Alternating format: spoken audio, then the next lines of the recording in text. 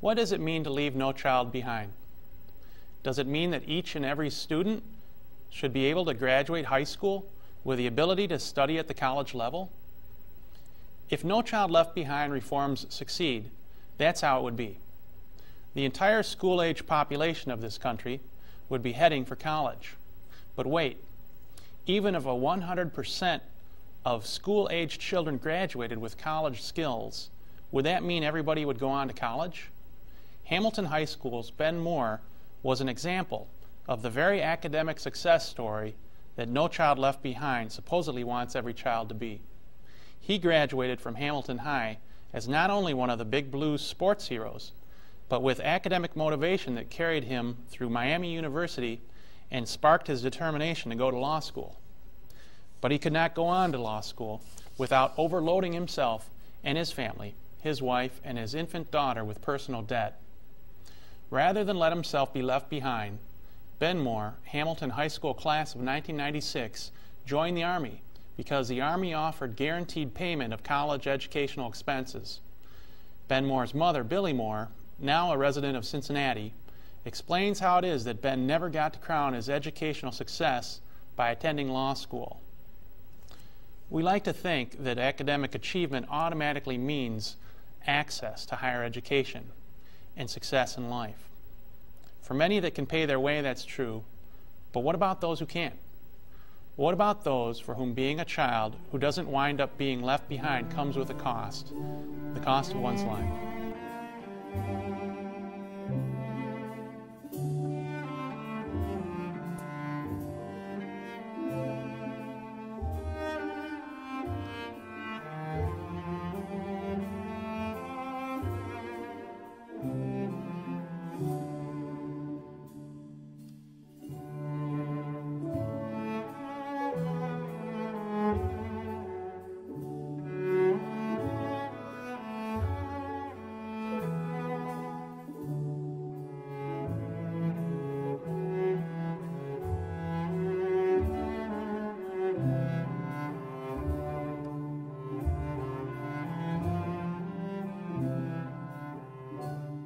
His nickname in the Army was the Professor, because he was always, they said he's always thinking, he's always challenging, you know, what you're saying, and if you say something to him, you better be ready to back it up with some facts.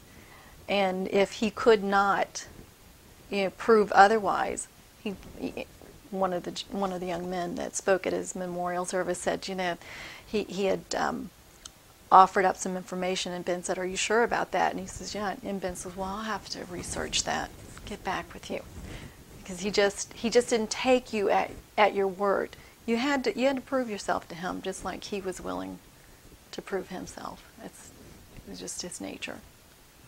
Well, what's kind of ironic, he was due to get out 6 months after, from the date of his death. He would have been out.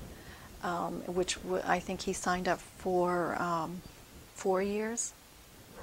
Forgive me, one of my sons signed up for 3 years, and the other one signed up for 4 years. I think Ben was the one that signed up for 4 years.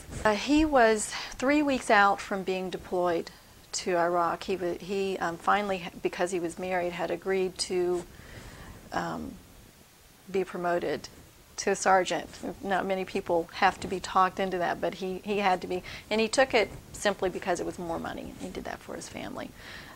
He had his men out on the field, on the shooting range, and they were doing what they call night qualifications. And they're shooting live ammunition. And apparently it was a really dark, rainy night. A part of the standard procedure is to do a safety briefing at the beginning. Apparently, the other company that was involved did not make it to the safety briefing.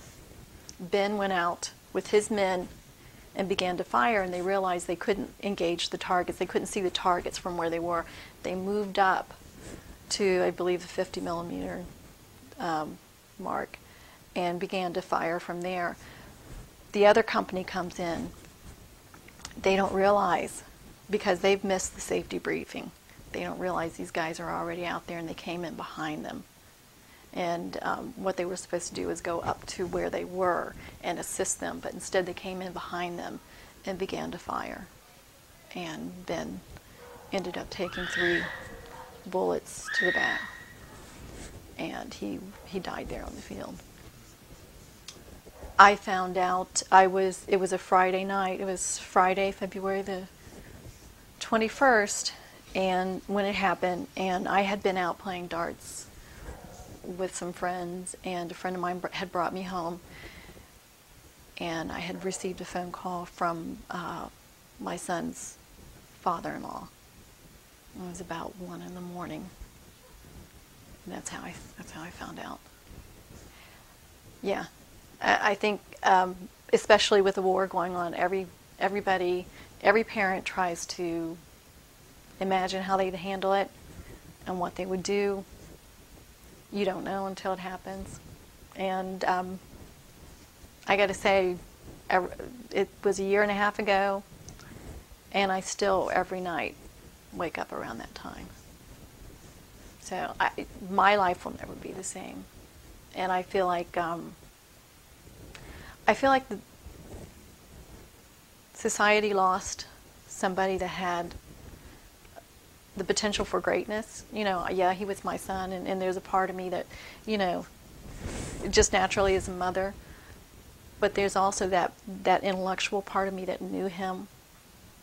And just from his writings, he was a published poet. He just had so much to offer, and in the blink of an eye, it was gone.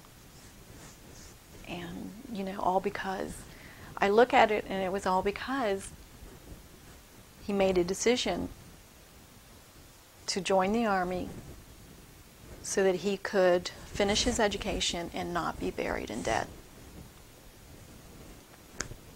And that's what it came to.